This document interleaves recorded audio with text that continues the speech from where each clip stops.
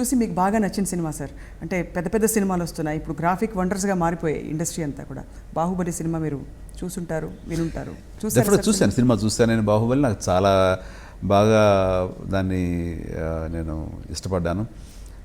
దాని గ్రాఫిక్స్ని కానివ్వండి, లేకపోతే నాకు అన్నిటికి మించి ఒక తెలుగు సినిమా స్టామినా ఇంత అని దాన్ని అంత స్థాయికి తీసుకువెళ్ళినటువంటి సినిమా బాహుబలి.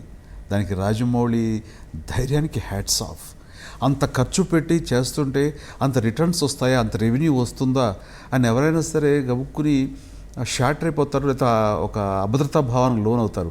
బట్ అలాంటి నిర్మాతలు దొరకటం, ఆయన అంత గట్స్ తోటి ఈ సినిమా ఏమైనా సరే అంత ఖర్చు పెడితే అంతకంత రెవెన్యూ వస్తుందన్న నమ్మకంతో ఆయన చేసిన ప్రయత్నం ఒక ప్రయోగమే అనొచ్చు. అది సఫలీకృతం అవ్వటం అన్నది, అంతకంత ప్రేక్షకులు దాన్ని అలరించే విధంగా ఆ విజువల్ స్పెక్టాక్యులర్ కనిపించడం అనేది ఇట్ ఈస్ ఒక తెలుగువాడిగా చాలా గర్విస్తున్నాను నేను.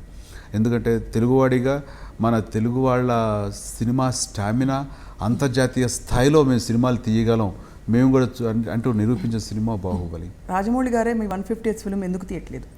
అది ఈ ప్రశ్న ఆయన్ని అడగండి మీరు. నేను చాలా ఆనందపడతాను ఆయన చేస్తే కనుక. డెఫినెట్గా సార్. చాలా